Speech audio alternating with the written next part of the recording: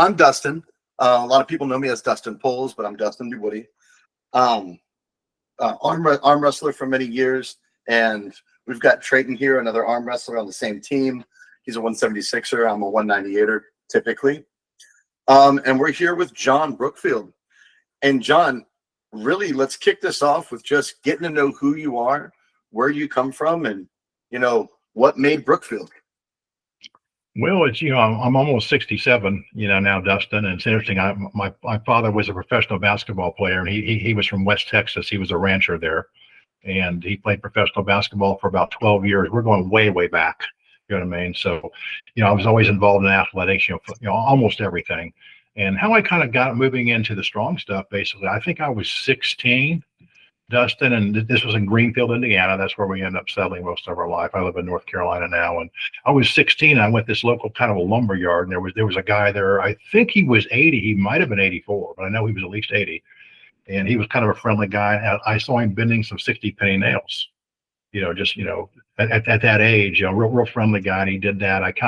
That kind of really caught my attention. So I think within a week later, I had a goal basically to develop the strongest grip in the world. And how you'll think that's interesting, because if you look at my hands on a scale of 1 to 10 as a man, they're probably a 2 or 3 size wise. So I got a very small hand. They're short and they're not thick. So I had the goal to do that, and I just kind of started, working everything like that. So it was just kind of a fun little journey, but I got into stuff that actually really works instead of stuff that doesn't work sometimes, Sure. We've all gotten to stuff that doesn't work for sure.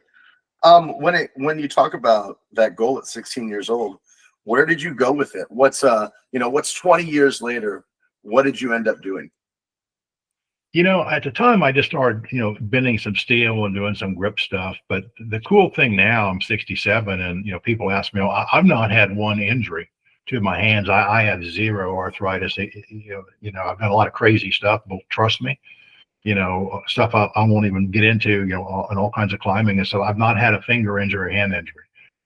And I think a lot of that, to be honest with you, everything I've ever done, Dustin, like with Strongman, I never go complete failure. I know a lot of people, they talk about going to failure. I don't care if it's a bench press or a squat or squeezing grippers. I never have. I just kind of do work capacity. And I'll set my mind, okay, I can't do this today. Next Wednesday, guys, we're going to do this. And 90% of the time I've been able to do it, just kind of with that mental focus. But that's not a hooray for John Brookfield. That's just something I teach to other people.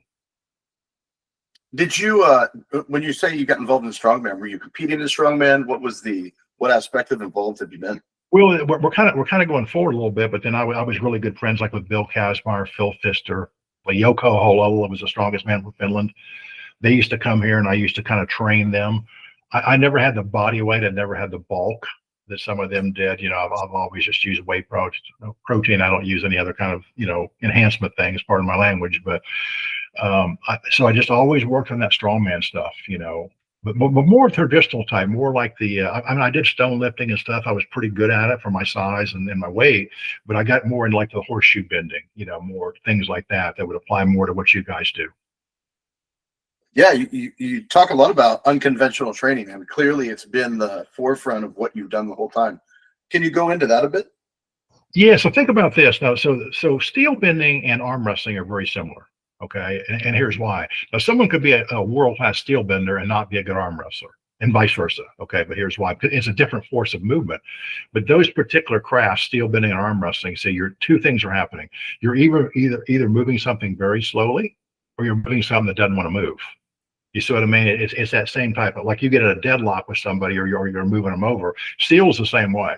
It's going to move fairly slowly or not move at all. So it's the same kind of muscle tension, even though you're going from different angles. So, but they do pass over in one that are quite well if somebody wanted to train that way.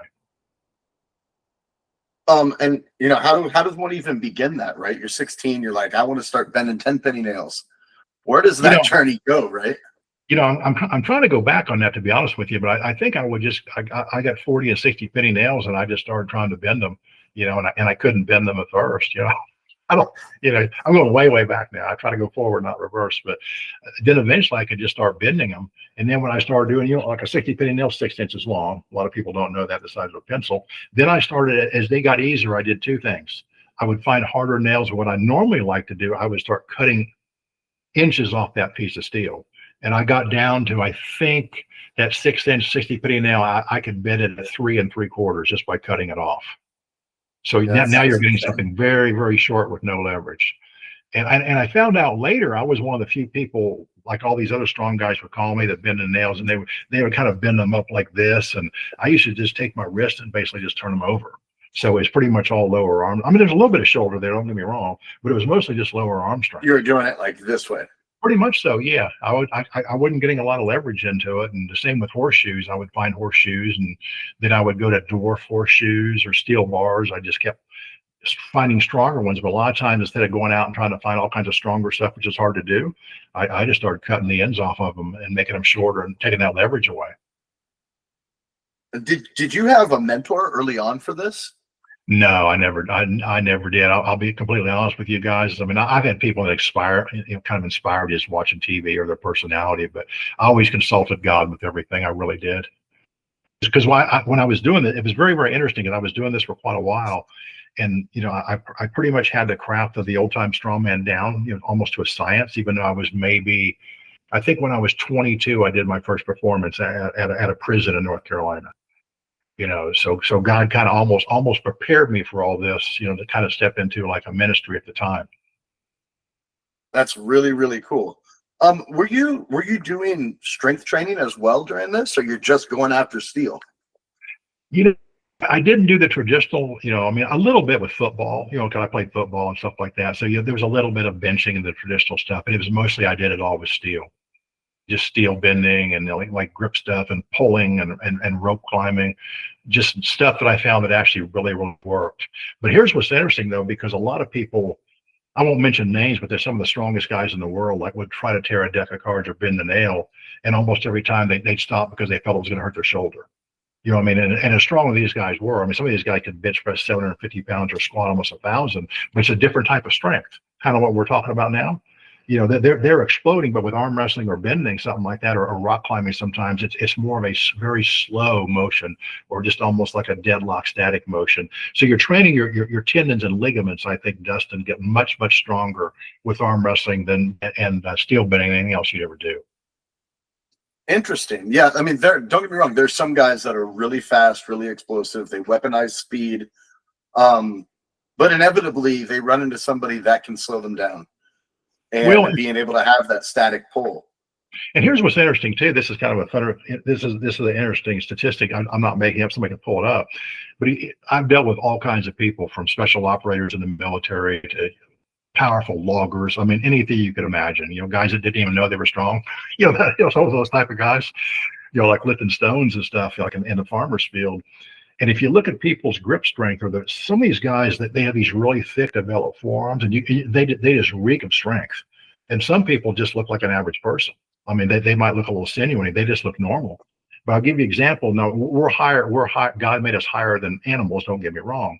But the crushing strength with a golden eagle or a harpy eagle, they're like 8 or 10 pounds. It's like about 500 pounds psi. Like in those talons, like a harpy eagle or a golden eagle would have, they have that much crushing force in those talons.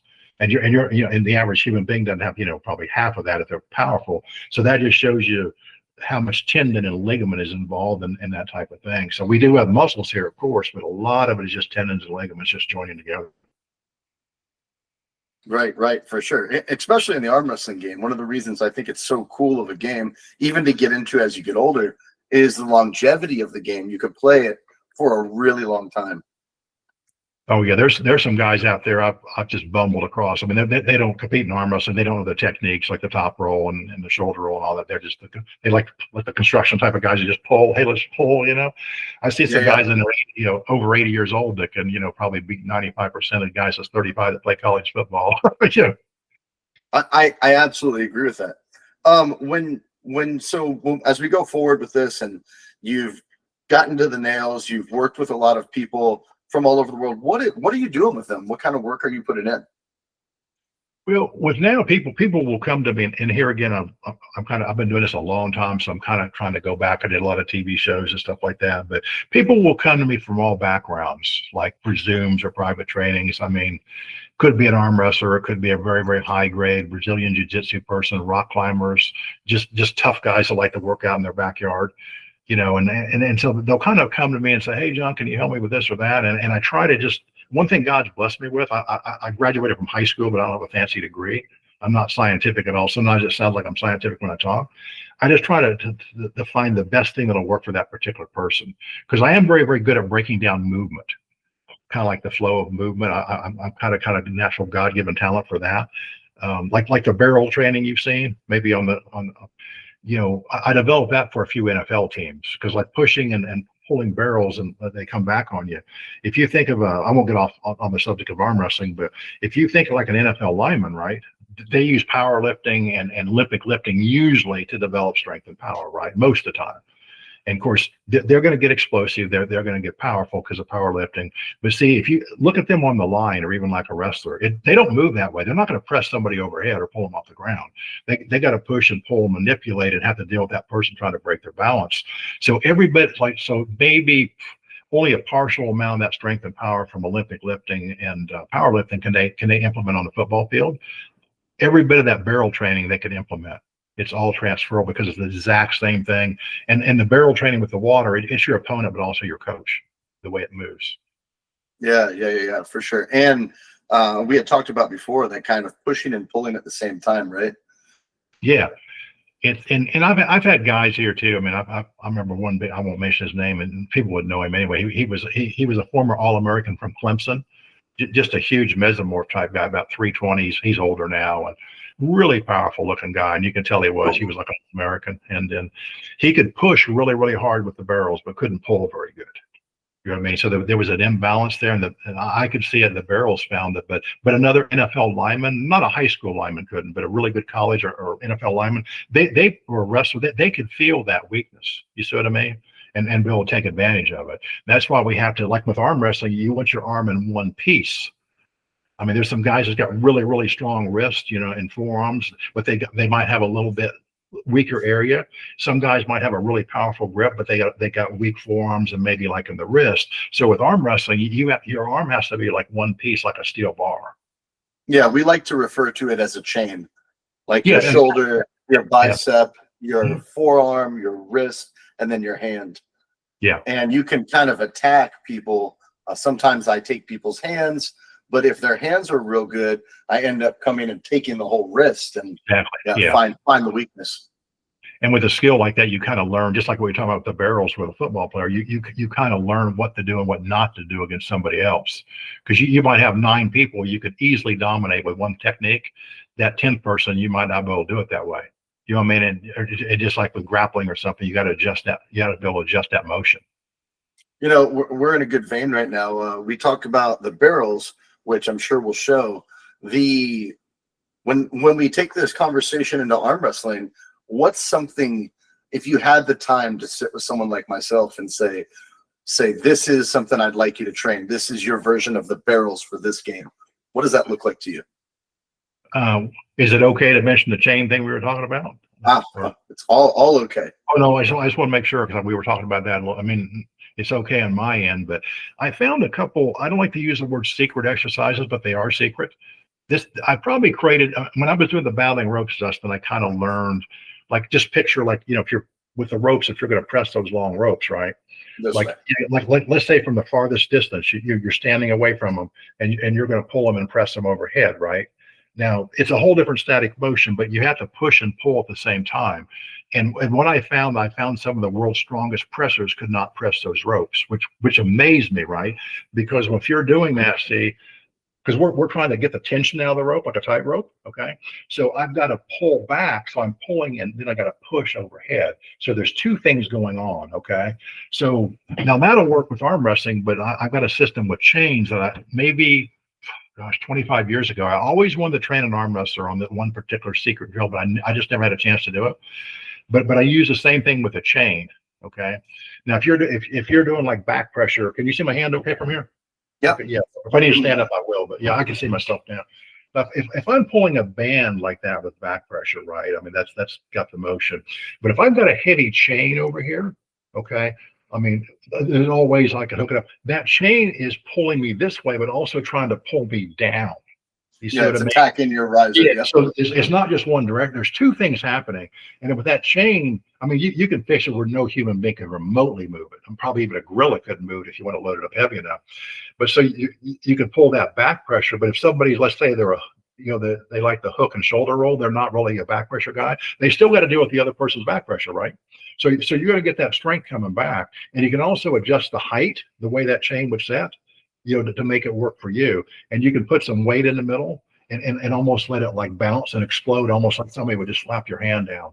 So it's almost like, I know it's kind of hard to explain just over this, but I can understand exactly what you're saying, because as I pull it backward, it's going to try and take me out here. So I'm fighting this way. I'm using hammer curling strength, my shoulders to protect myself, and it's still trying to bring me down.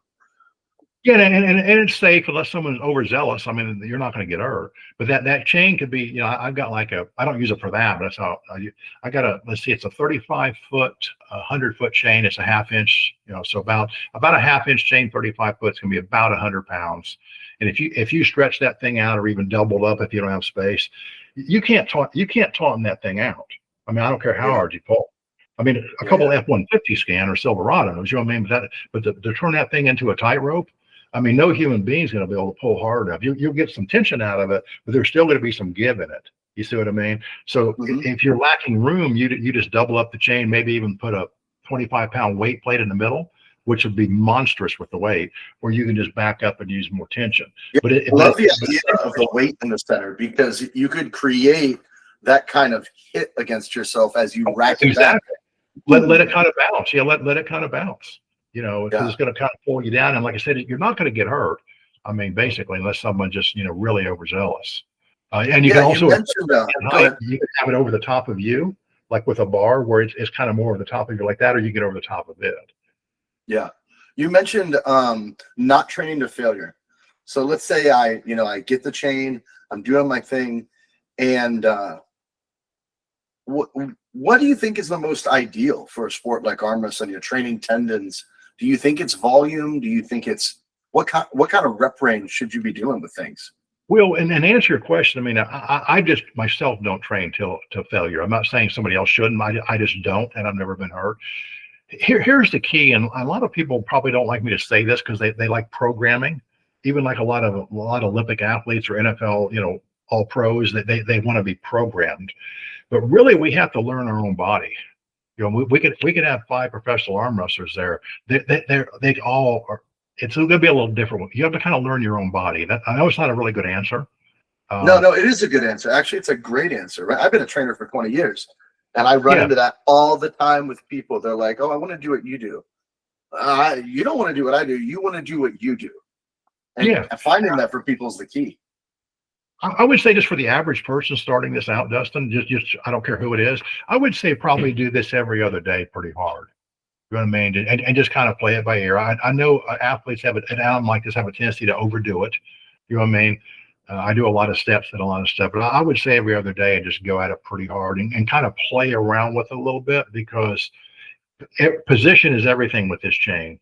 You know what I mean? Like you could even hook something on it where it's kind of more over the top of your hand like this, trying to pull you down. You can get over the top of it. You can turn it. You can twist it like that.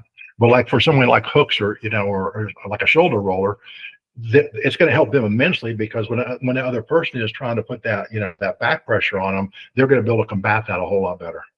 Yeah, I feel like I might do something a little similar. I train with a spring that's on the table, right? So I'm holding onto this spring. That the spring is here, like where the forearm is, and then it has a handle. I grip that handle, and then I pull on the spring that is trying to fight me, and it's like from a shock from a car.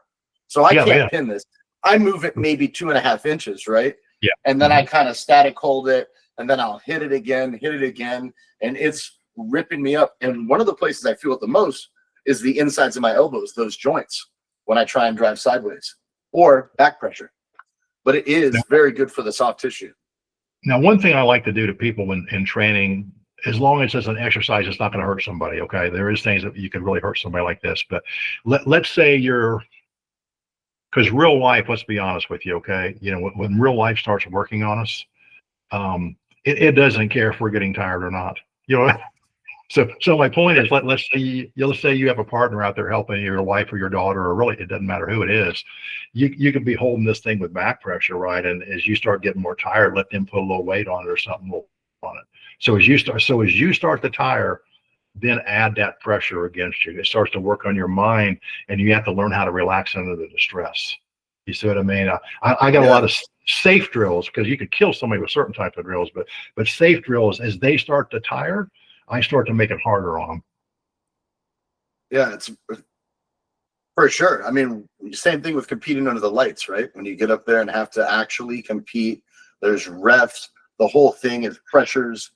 It's like maybe we probably should train under duress. And we do the same thing in the military. And all my training I've always done. And here again, this is just me. You know what I mean? It's just me. I'll do special workouts, and I don't have a training partner. I don't like to train with somebody. Sometimes people will come over, I'll help them, but I do everything by myself, and I try to do every work something better I've never done every day. And so if I fail, only God and me knows. So in other words, I don't have all the, like here again, like if you're on a Marine Corps team, Marines or rugby team, the camaraderie is great. I mean, that's great. You need it. But people's a lot less likely to quit. You know what I mean? If your buddies are cheering you on and people's watching, but when you're out there in the freezing cold by yourself with nothing on, in 20-degree weather with nothing but shorts, and you're starting to get tired and you quit and nobody knows it other than you and God, that's how I like to train. Because then when I get in front of people to watch and cheer me on, it's that much better. Does that make sense? Yeah, 100%. Absolutely. Yeah. Of course, here again, we need the camaraderie in the military and our teams. Don't get me wrong, but it's just a lot of these guys, even when they would come to me, a lot of special operators, because I work with a lot of them. I've had guys say to me, believe it or not, before, just me, because I don't push anybody, Dustin, when I train them. I just show them what the drills are. I don't care if it's a UFC guy or Aunt Sarah. I said, hey guys, here's the drill. You know what I mean? You can go as hard or as easy as you want. I've had some of these guys say to me, John, is it okay if I quit now? I said, of course it is. Yeah, it was okay if you quit when you started. It's up to you. I'm just teaching you the drill. It's up to you how hard you want to go. Yeah. Yeah, but they were going to ask me permission way to too quit hard before they fell out. Yeah. You have had multiple records, world records. You tell us a little bit about that, maybe what it takes to do something like that. My favorite things to do, actually, and this applies to everything, is I think 12 different times we pull about a 40,000-pound tractor trailer a mile. I've done it 8 times with a partner and 4 times by myself, around 30 to 40 for a mile. But here's why I like this. Okay, a lot of people will say this, and they're wrong, but they don't realize they're wrong because they're not thinking. You've heard a lot of people say squatting is the most natural movement, right? People will say that. They're wrong, but they don't realize they're wrong. The most natural movement is walking and moving forward. You know what I mean? So pulling that truck is just a natural movement of walking, but now we're going to add resistance. And so you have to just build a relax under distress. And people will say, well, John, when did that truck feel heavy? When was it hard to pull? The very first step. You know what I mean? But you might be pulling an hour or 2 hours. So I found that was the best transfer to real life, and just because it kind of builds the whole body. And people would also ask me, because you're a trainer, Dustin, they would say, well, what kind of squatting and deadlift program did you do to train for those? I didn't do any squatting to train for that truck pull, because it's a whole different movement. I'm not, yeah. Does that make sense? I'm going to try to simulate that movement, just like an arm wrestler. I don't care what you're doing, as close to that actual flow of movement that's possible. I'm not saying the squatting and deadlifting would have built someone's foundation for truck pulling, because it would have, but I think to a certain degree, if someone's real strong, I think it would be a waste of time. I mean, for that particular, I think they need to train in that particular discipline. Yeah, I mean, if you look at like the best North American, Devin Lorette, he just arm wrestles, and he arm wrestles like 4 to 5 days a week. Oh yeah, no, I'm 100% like that. People that go out and say, "How's the best way to train for kicking field goals?" Kick field goals, right? Because you can bench press 1,000 pounds, be the greatest power lifter in the world, the fastest sprinter in the world. It's not going to make you kick a field goal good. Yeah. So tell us a little bit about the prep for that. Like, was it daunting? Where does that idea to even do something like that come from? Oh, with the truck pulling? Yeah. Oh, yeah, you kind of broke out just for a second there. I just wanted the biggest challenge I could come up with. I like things that's work capacity, because life is work capacity. Now the other guys probably that were doing it with me a couple of times, theoretically, they were probably much stronger than I was, but they didn't have the endurance. They kind of relied on me to get it through. And I just trusted God. I just kind of just relaxed during the distress. But I will be honest with you though, at the end of every truck pull, I felt stronger than when I started every time. But it's a God thing. Oh, okay. Yeah. It's spiritual. And I think the goal is learning how to put enough force on something, Dustin, without putting too much. It's like, like if you're going to deadlift 300 pounds, you don't want to pull like 500 pounds. You know what I mean? Or if you're arm wrestling, if you're going to pull a 16-year-old boy over, of course you don't want to slam him and hurt him anyway. You know what I mean? But you want to put just enough force in to be able to do that. Without putting too much like nervous energy into it. Yeah. Can you unpack that right there? What does that mean to you? Nervous energy into it. I think here's the key. I mean, there's different people would say different thing. Now, what I've found, and I wasn't doing probably the breath training, I seek God in a special breathing method, but I've only been doing that for about 2 years. I think if I would have had that 2 years ago, well, I know I would have been 100 times better back at what I used to do. But I think here's the key. This sounds scientific, but this is elementary. Okay. Now, science knows this now, but God mentioned it many, many times in his word. And there's a reason he said it. He breathed life into man's nostrils, right? And he also said, I blew them away with the breath on my nostrils. So he could have said, I breathe life into man, right? So when we breathe through our nose, and particularly with our tongue and the roof of our mouth, science knows now that our nervous system, it's active, but it's also very relaxed. So we're not creating too much adrenaline, okay? Because your nervous system doesn't know if you're getting charged by a Bengal tiger or you're laying at the beach unless we tell it. So when you're in that kind of form of proper breathing and relaxation, I mean, you're not like you're laying on your couch. You're very alert. I don't care what you're doing, but you're not going to use excessive adrenaline for no point. Does that make sense? It does. I want to understand why we first, Trey, did you put your tongue in the roof of your mouth and breathe through your nose for the past minute now? we wouldn't know if he did or not, would we? Yeah. But I say was on the roof of my mouth as he asked me that, so that was like weird. But breathing through your nose is the main thing, but actually they prove when two things happen. If it's actually on the roof of your mouth, one, and this is a statistic. This is not just me throwing stuff at you. You get more oxygen in your heart, in your entire body. So your body's more energetic. You're less likely to get hurt when you have the circulation. And also your nervous system is pretty much in a state of relaxation, even though it's alert. So what is the reason that we push our tongue upward? Like, is that how we should normally be breathing? Well, it's the best way, here again, to get oxygen. I mean, sometimes I don't even think about it, but it's the best way to get oxygen. It's going to help with strength. Also, the more circulations in our body, right, the less likely you'll get hurt. So like if you're lifting something, you're doing a big surge against somebody. I mean, and sometimes people just have to open their mouth. I mean, you can get to the point where you never do it, but most people it takes a while. You got more power, but you're less likely to get hurt. Because the circulation is what it comes back down to. Yeah. Nitric oxide. Yeah. I never thought about the tongue being a part of that, like part of the equation. Well, and let me say this, not to get off in too much detail too, because in God's, there's a very popular scripture in the Bible, and you probably heard it says, life and death is in the power of the tongue. Okay. Now God is talking about words. Please don't get me wrong. I'm gonna say it again. God is talking about words, but he's always talking to physical, mental, and spiritual. But there's also life and death of the power of the tongue placement. Because when our nervous system is relaxed, right? We're kind of getting off the subject here, and I apologize if we are, but see. No. I think this is a good subject. No, you're good. Okay, perfect. I didn't want to get off too far off the arm wrestling, but here's the thing. Here's how this kind of connects the dots in a kindergarten type way, not a scientific way. When our nervous system, science now knows that they say 98% of diseases come from stress. Okay. 98% of diseases come from stress. So if we're breathing correctly and our nervous system is relaxed, we're in a non-stressful situation. and we don't have all this stress because they found out when we open our mouth, it puts us in fight or flight.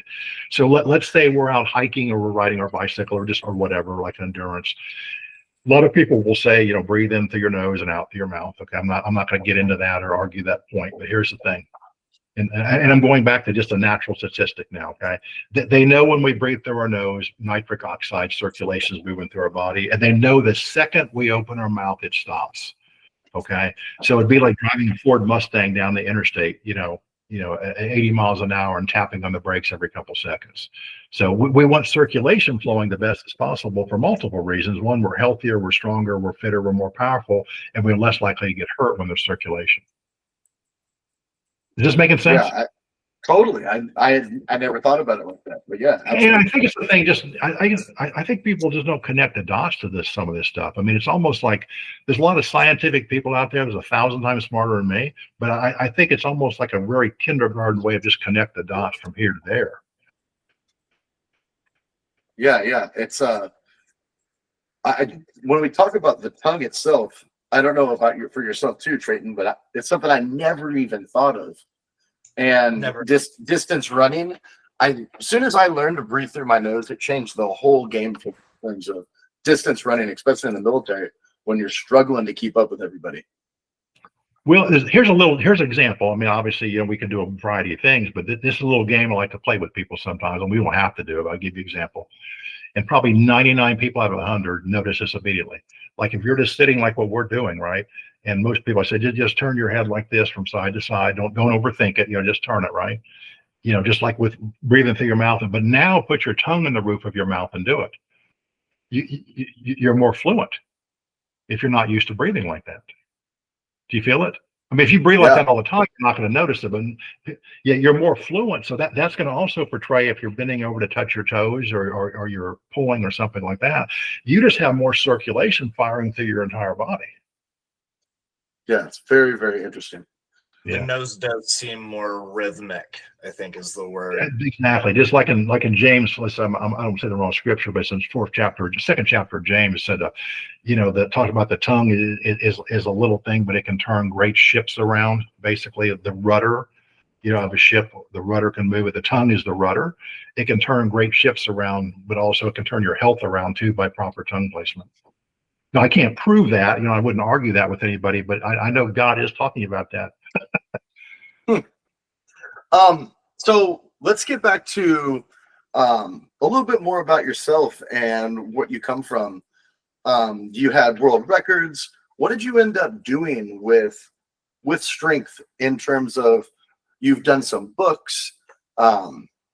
You've really been involved in strength in general. Can you tell us a little bit about that journey? Yeah, I've kind of always done that. And when I created the battling rope system, or God did, I was able to get pretty much all the NFL teams use it. Some of them I used to go to, like the Cincinnati Bengals. Then like when John Grew was down the Buccaneers, I was down there. They all used the rope training, and then there's been quite a few teams, or maybe some UFC fighters. I kind of developed particular training systems for them. Some Olympic judo type guys with the rugs and stuff that you saw in the video. So all these systems were basically, I developed and created them, but they were usually made to help somebody else. And what's interesting, those old pictures of me, I used to weigh as much as 275 or 80, and my waist was 41. Right now I'm about 207 and my waist is 31. And so I intentionally lost that weight, Dustin. But here's something that was interesting. I was telling some friends, and this is not boasting again, but I didn't lose any strength when I dropped that 75 pounds. I mean, I'm older. I lost maybe some leverage strength, but I was able to do like an iron cross in the rings. I'm not a gymnast. Some one-arm pull-ups just by losing the body weight, but still having that same strength. Are you still bending nails? I can. I mean, I still do like a lot of sculptures and stuff like that. I actually did a couple of them the other day. Those steel sculptures, some real big and some real small. But it's funny because I was telling Juffy Moffo or John, I call him. But sometimes like in the South here, some of the old guys will still sit around and whittle, or some of the ladies would like do macrame or stuff. I'll sometimes just sit like with small pieces of steel and kind of bend them into like little bonsais and twist them. I mean, it's a little bit of work, but it's just kind of relaxing. Nice, nice, nice. So even at this age, though, you're still getting after it. Yeah, I think for the most part, I can do things now I couldn't do before when I was 25 or 35. I mean, I wouldn't, if I will be more cautious, like trying to bend over and pick up a huge stone. I mean, I can still do it, but I had to kind of think about it a little bit more. But as far as just like normal, like strength stuff like that, like bending and body weight stuff, I'm probably better than I ever was. God renews your youth like the eagles. That we have potential to do that. We just have to understand it. Yeah, that's crazy. Can you tell us a little bit about some people that you've transformed? Maybe not who they are directly, but transformations that you've seen when people take on that unconventional training that you put out there. Most of them, I would say, I'm just kind of think back myself. Well, when I first created the system a while back, my first guinea pigs on the batting ropes was the Cincinnati Bengals, some special operators out of Fort Bragg, and then also the Olympic wrestling team. But a lot of the people I train, I just kind of lose track of. I mean, they'll say, "Hey, John, the training's going really, really good." I mean, I hear that all the time, and a lot of the guys from Fort Bragg will say, "Hey, John, what else can you show me?" Because I teach them mental stuff as well, how to apply to stay on task, and a lot of the stuff I like to do, Dustin, because you're a trainer. I don't like the clock watching. I'll put somebody on a drill and, hey, here's an hourglass. Let's just tip this hourglass over. Let's see if we can just.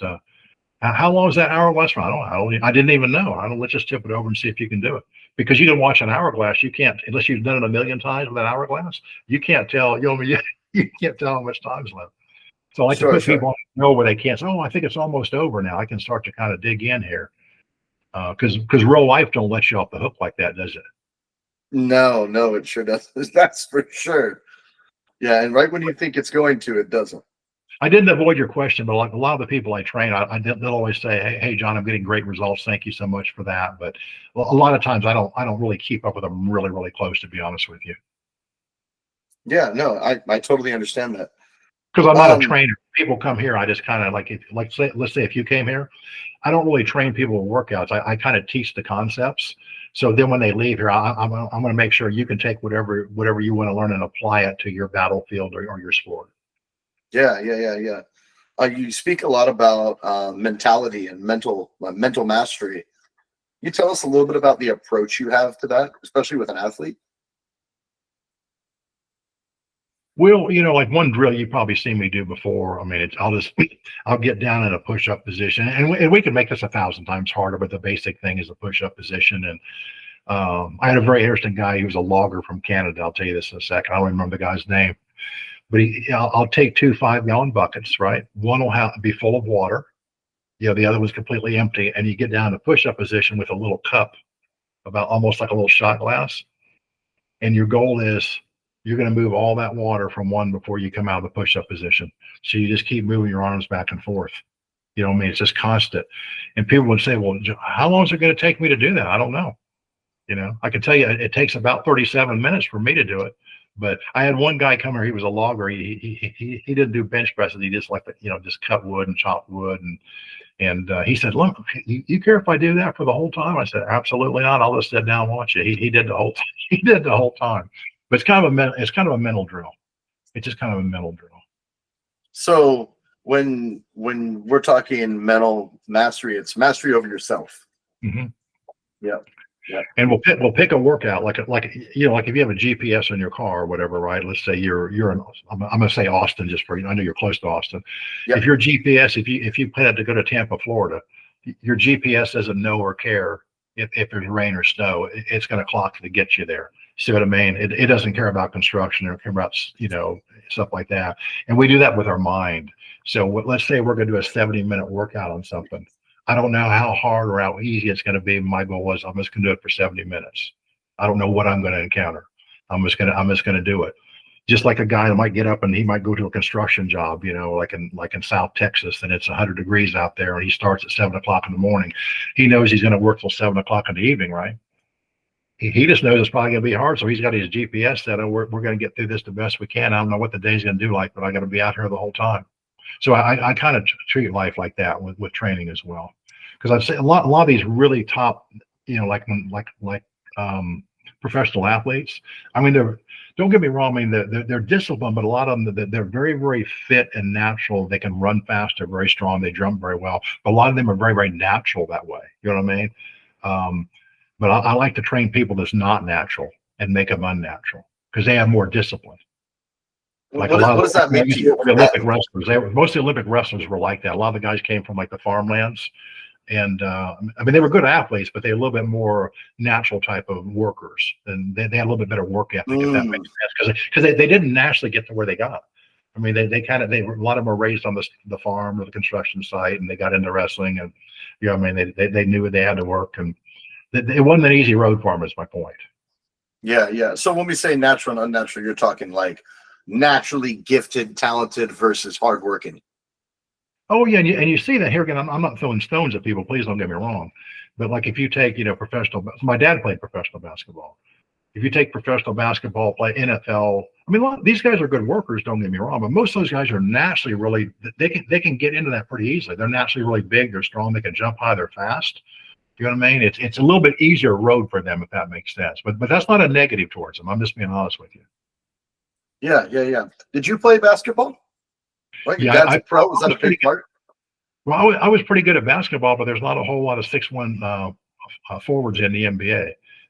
No. Now, my dad said this. I didn't say this. So my dad said this, and he played professional basketball. He said I could have played pro football or pro golf. I actually played golf, but I was very, very good at football. But I actually quit my senior year. I didn't play any sports, Dustin. It just kind of the coaches got really mad at me because we had really good teams, like top teams in Greenfield, Indiana, and the Lord just kind of led me into that strength ministry, and I didn't even play sports. Oh, so that's 18 years old, right? You're already taking off. I think when I was a junior, I was like a middle guard. You know what I mean? We call them a middle guard, or nose guard. And we didn't win the state, but we were like top 3 or 4 in the whole state. And of course, I was like I didn't even play my senior year. You can imagine how the coaches like that. Yeah. Then I just went into the strength ministry stuff. Right. So all the way back then, you were bending things. Yeah. I was a pretty good bender when I was about 18 or 19. Yeah. Do you think that that's something you may be genetically predisposed to? Honestly, I think well, yes and no. That's a very. I think naturally. I don't think I think in the natural realm I would not have been a good steel bender because my hands I was a good athlete, but I wasn't strong. I felt like I had really good athletic background, but I wasn't physically strong. My goal was to develop strength. But when you say genetically, because of God, He had that purpose for me, so I was able to step into it. Right. You know what I mean? So yeah, yes and no. But no, I was not naturally strong at all. I was a good athlete though. I mean, you've spoken about God quite a bit. Can you tell us a little bit about what that means to you, right? Your relationship with God. Yeah, I guess when I was about 18 or 19, I made Jesus Lord and Savior. And then like maybe about 2 years after that, He led me into a strength ministry.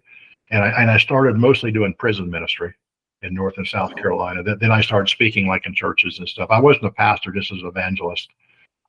And just kind of always had the anointing of to be able to speak out of God's word. What brought you into the prisons? So where did that calling come from?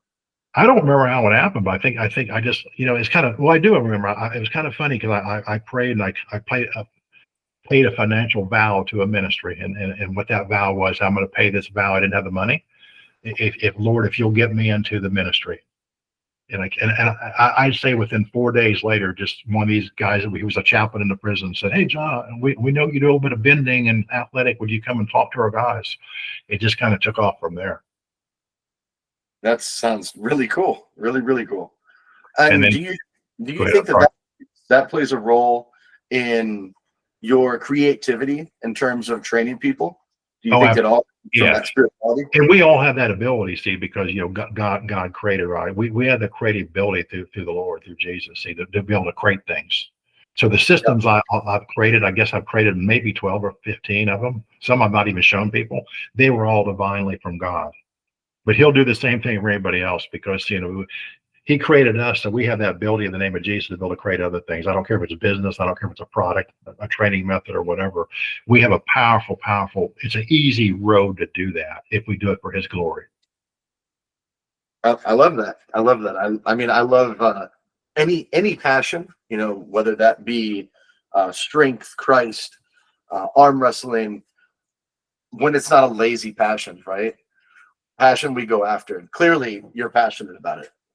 Well, here's something I think everybody listening and watching will understand too, basically, because when we think about longevity, we said we want to be the strongest for the longest, right? Yeah. You know, some people might think, okay, we want to be the strongest, the longest in an arm wrestling match or wrestling or football. And that applies too, but we want to be the strongest for the longest, you know, as far as longevity. And Moses died at 120, and the Bible said the day and minute Moses died, he had the strength of his youth and the eyesight of his youth. He said, well, what did Moses die of? He died in perfect health. God took him. And then there was a blessing with Asher. It said Asher's strength equaled his days, but it didn't say how old he was. So we have that ability to actually, our strength can equal our days, if that makes sense. And we have a better covenant than Moses and Asher because of Jesus. But people need to tap into that because God in Psalms 103 says he renews our youth like the eagles, right? Okay. And that's physically as well. Because like the older eagle, an actual eagle is actually stronger than the younger eagles because they go through it goes through a molting process. And you can study this, I won't get into detail. It goes through a molting and it gets rid of all the old baggage. They have better eyesight and they can actually fly higher than the younger eagles. We have that same potential. We just have to know how it's easy to tap into it, but we have to know how to tap into it, if that makes sense. I mean, it's as I get older right now, I mean, I think to myself, I've molted a few times. Oh yeah. You know, yeah. I really do know what you're talking about. A lot of these people go, what are these words? I'm going to be Googling these words. What's he talking about here? No, I understand well. And it's like when you're young and you think about getting older, you're like, oh, I don't want to do that. But I sit here now and I'm like, this is the greatest years of my life. How could they get better? You know, how could I molt again? And I think that's what you're saying. We have to figure that out, right? Exactly. Yeah. Yeah, like, and we give God the glory. When we get God the glory, see, you know, that's when we really have that anointing for, and I'm not talking about just myself, but anybody. That's why I have that ability to really climb higher on the totem pole. I don't care if it's in job, relationship, your sport, or whatever. There's a tremendous ability when you give God the glory. And that's how the breathing system started, basically. I won't get off into detail, but I'm going to be very honest with you guys. This is going to sound crazy, but I'm going to be 100% honest. It was probably 5 years ago. I wasn't praying. I was just sitting there. And God said to me, just as clear as we're talking, not audibly, okay, but just in my spirit, he goes, I'm going to teach you a way. If somebody, he was talking to me, but this applies to every human being, but not a big hooray for me. If you get injured in the middle of the desert or in the middle of a desert island, you can heal yourself with your own breath. I know he said that to me. And I knew it was him, but it was above my thinking or pay grade at the time. But now with the breathing system, I'm starting to see that because the breath is inside and the breath can heal. But the breath is a huge athletic enhancer, and the breath does everything. Yeah, there's a lot of guys that, like, you know, I've done some Wim Hof stuff. I'm interested in breathing in general. I think the Indian culture has got it probably as far as culturalizing breathing. They've probably taken it the furthest amongst a mass of people. Well, and here's something I'll share with you. And this is, I mean, absolutely, I agree with you. And so this is meant in 100% respect towards every human being, not against it. But I thought to myself, I said, you know, I'm not going to go to Tibetan monk. I'm not going to go to a Russian scientist. I'm not going to go to an Indian yogi to learn how to breathe. I'm going to go to the one that created breath and controls our first breath and our last breath. I mean, does that make sense? And I don't mean that in a respectful way. God, he created breath, and he holds our first breath and our last breath. So I actually asked him how to breathe for athletic enhancement, anxiety, and everything. In Ezekiel 37:9, I'll paraphrase a little bit. Ezekiel 37:9, he's talking to the prophet. He said, Son of man, the Son of Man is also a follower of Jesus. He says, tell the breath, which is the Holy Spirit, tell the breath to come from the four winds to breathe on these slain that they may live. And he did, and then they rose up into a great army. So your breathing too, based on the Holy Spirit side of the breathing, it can, just like a wind, the breath training that I teach, and no one's ever teach this before because no one's seen God on them. We can move our breath anywhere in our body we want to. Okay, we can spin it, we can whirlwind it, we can go up and down. I teach people how to do that, but there's huge benefits for doing that. And picture an actual wind Dustin, it's got a lot of characteristics, right? But a wind can come from different angles and change speed and force any times at once. So like for an arm wrestler, for example, I could teach somebody, and I don't, like I said, I don't have the technique of arm wrestling like you guys do, but I can teach an arm or any sport, but we're talking about arm wrestling. If you breathe at the right angle, because the people just breathe up and down, we're able to breathe in any part of our body. So when you're pulling, if you're creating the wind and the wind is going with you, you see what I mean? Your nervous system is going to, okay, guys, we're going this way. All your force is going to go that way, all your direction, instead of the wind working against you. I know it's kind of simple, but it sounds kind of crazy. So, but I found with any kind of training, if we breathe at the right angle at the right time, our fascia and everything, and this is simple. This is not scientific. This is kindergarten stuff. If you breathe at the right time with the movement you're doing, you're going to have a whole lot more strength, power, speed, and less likely to get hurt. Yeah, I mean, it sounds really interesting. I can't even visualize what that means to not breathe just laterally, right? To add a vertical sounds like that. It's hard to imagine. Yeah, and I can give a demonstration, like I said, but there's strength gust, there's speed gust, and and power. And so the reason we want to breathe from different angles, okay, there's multiple reasons, but here's what's really cool. Like people that they just breathe straight up and down like through a straw, but when we can start breathing wide and also have great mobility to our rib cage, okay, we're creating much more breathing space and more mobility. So our whole body is going to be stronger because the more breathing space we have with our lungs and the breathing muscles, it's going to help all our athletic enhancement greatly. You broke into longevity, and I'd love to hear more about that, because oftentimes when I'm talking with other fitness professionals or people in the industry and we're talking about longevity, a lot of people go to grip strength, and that your grip strength is a really good indicator of your bio age, if you will. What are your thoughts on that? It's interesting because you're absolutely right. I just found that out about probably a year and a half ago. It kind of amazed me. But a lot of this study now, they show that grip strength is like one of the greatest ways to keep your body strength. But it amazed me, but I agree with it. I do agree with it. And you mentioned feet. Let's talk about that as well in terms of longevity. Well, here's something too, and stop me if this doesn't make sense. I mean, when I was seeking God, and this is really common sense, I feel like the three biggest things for health and longevity, I think diet is third. Now, please don't get me wrong. We need to eat well. Please, we need to eat well. But I think the biggest thing, obviously, is our breath, because we have to take another breath. And our second thing is our feet. But here's why. There's more nerves on the bottom of our feet than any place else in the body, right? So the bottom of your feet, like barefoot, it communicates, like up your hips and your pelvis, spinal cord, and your brain. It tells you when to fire, how much to fire, and where to fire. And unfortunately, most people, I'm not throwing stones towards people, but most people in the medical society, that they like to do the arch supports. The next thing you know, people lose all contact with their feet. And then they start kind of bending down because they're going to trip over stuff like this. It's a downhill spiral. We want our feet strong, but we want our feet communicating with our brain. So do you do a lot of barefoot training? I never wear shoes, actually, never. I don't. I mean, when I had to use them in the airport, I mean, most of the training, like if it was 25 degrees out in my yard, and I worked in the yard for 4 hours, all I wear is gym shorts, no shirt, and no shoes. So I never wear them unless You're into the cold. Yeah, really, and when I drive, I don't wear them. I got these barefoot sandals. I throw them in the car, but I drive without them. It's legal in every state, by the way, to drive barefoot. I had to eat in the airport. It kills me. I'm dying for that. Yeah, how do you go through the airport? Oh yeah. You got to wear them in there. You'll probably get stopped. But when I hike and climb, if at all possible, I do it barefoot. Occasionally, because maybe the heat or the sand or maybe rocks, but I'll have them. But I always try to do it barefoot. Have you tried like barefoot alternatives, like barefoot sneakers, stuff like that? I just use like a barefoot sandal. I don't like anything covering my feet. Here's another interesting thing, because you're a trainer.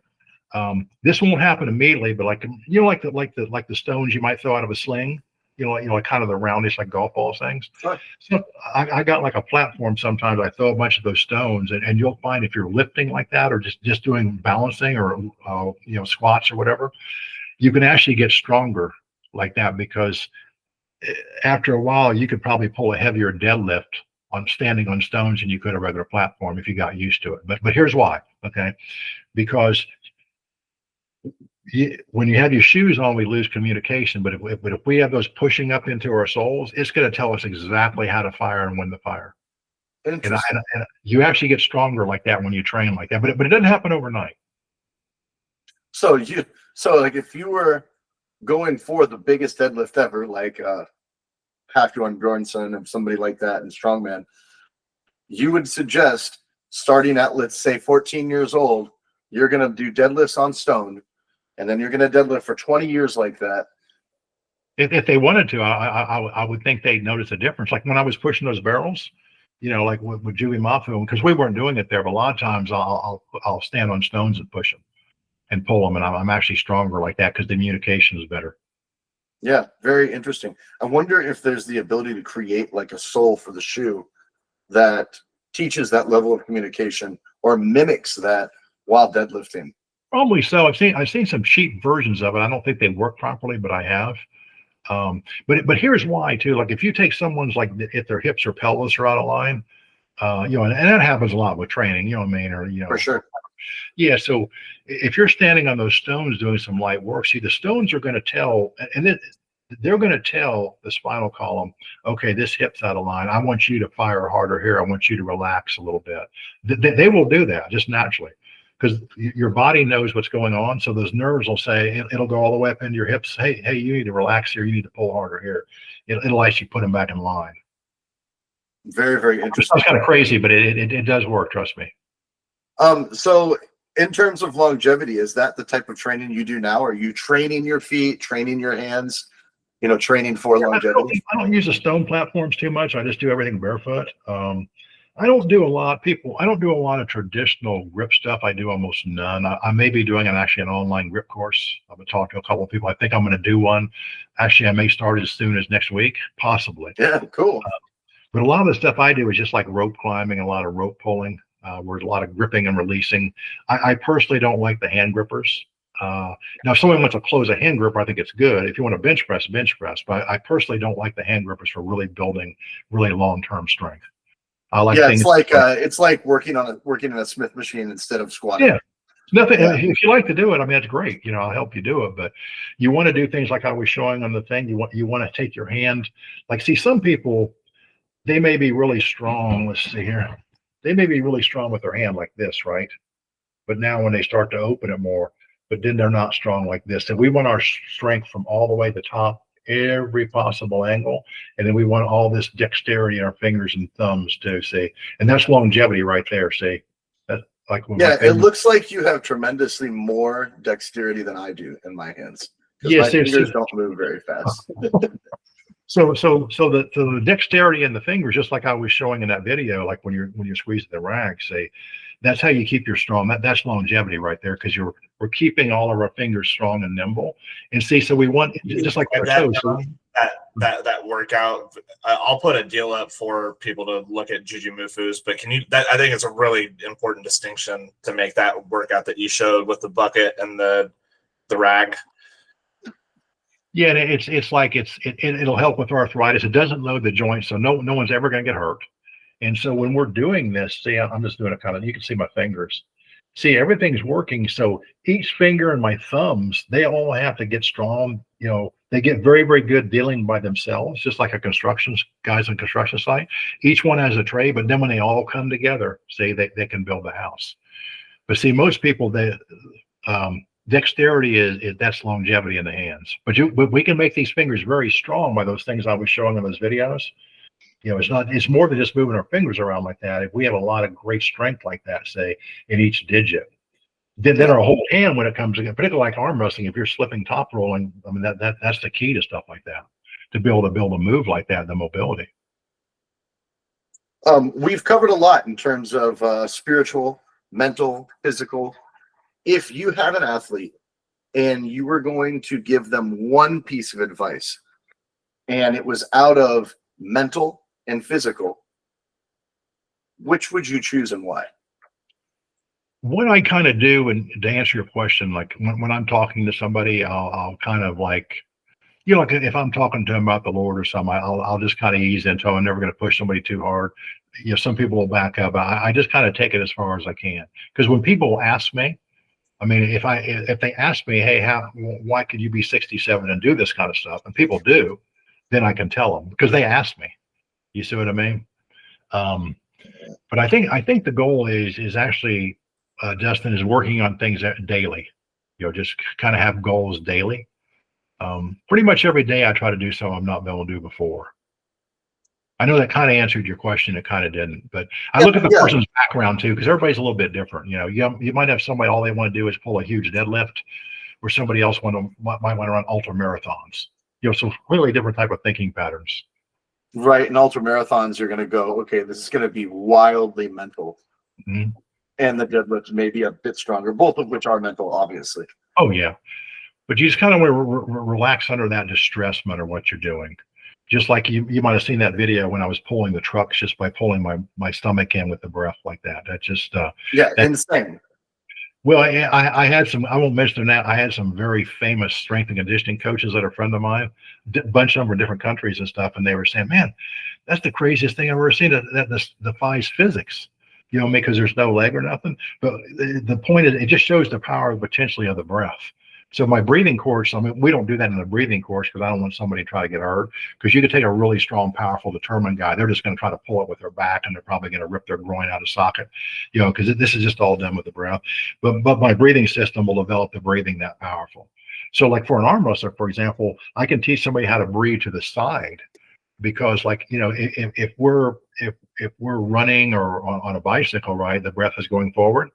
But see, with a sport like yours or a thrower, it's not going forward, it's going to the side. So I can teach somebody how to breathe into this rib cage over there where all the force is going that way with the circulation. You're talking circulatory force, not a gust of wind pushing us around, but circulation within. Yeah, the breath is inside. You're creating the force inside. Yeah. And we have the ability to breathe any place on that clock with my Rise Plus Restore breathing course. Like any place on a clock, we can breathe into it. And I've really been experimenting around with this. I mean, really researching on myself. It's incredible. So for those watching this, if someone wanted to get involved, someone wanted to see this, what kind of plug can we do for you? Where can people find your information, and where can people kind of dive into this stuff? Well, if I've got the website, if you can post it, it's riseplusrestore.com, but it's so you can't use a plus sign, which was the cross on a domain, but it's the word rise, RISE, then PLUS, and then the word restore, riseplusrestore.com. It has my online breathing course. It's got a battling ropes course, you know, with all the pulling drills and stuff like that, a couple of online courses. Then there's ways to kind of contact me if they want to do like a private Zoom or something like that as well. Awesome. I love to mentor people, though. I love to mentor people. So if you wanted to leave us with something, I think we should do this with everybody that we meet. If you want to leave us with one thing that strength gave you, what would it be? Yeah, what gave me? I'm sorry, Justin. What did you say? That strength, you know, like what you come from. We'll just say that you come from strength. You know, that's been the crux of your journey. What did strength give back to you? Really about here's kind of what's kind of cool, because I do ministry, because people always they like to talk to me and say, well, you know, how could you do this stuff, you know, or just like when we're talking now, that they want to learn how to do it, or they might not want to do it, but they think, hey, well, where's your background? So I can tell them about, you know, making Jesus Lord and Savior, and basically, because once we find our destiny in Jesus, you know, I mean, basically anything can happen, and it will happen. You see what I mean? Like you know, your destiny is different than mine, you know what I mean? Or we're all completely different, you know. Just for example, I like to tell people, you know, sometimes, you know, like a believer in Jesus, I say, I want you to look in the mirror, and I want you to look in the mirror, and I want you to see, you know, Moses did great things that you never could or you never will, but you have done things and greater things. You will do greater things that Moses never could or never will. Does that make sense? Yeah, no, absolutely. So again, and you can say that to anybody, not other than Jesus, but any of the apostles, any of the saints. Moses did great things you never could or never will, but you have done things, and we continue to do greater things than Moses ever will. Yeah, I feel like that's something like that. Your destiny is just as important as Moses or the Apostle Paul. All right. I think Go ahead, Trey. I said I think that's a great message. Yeah. I think it's a great way to wrap this up. Well, that's where true strength is. I mean, it really is. I mean, a lot of people might think that sounds kind of crazy, but I found that it's there, and that's longevity. You know, God renews your youth like the eagles. It says God. You know, and the wisdom of man is foolishness with God. Don't get me wrong. You know, mine included. You know, mine included. So we want to seek His wisdom, not our own. That's why, like I said before, not the Bible, nothing against people. I wasn't going to go to a Russian scientist or a Tibetan monk or an Indian yogi to teach me how to breathe. I went to the person who created breath and controls our first and last breath. Yes, sir. That sounds awesome. Thank you, John. Thank you for your time. Thank you. Thank you, guys. All right.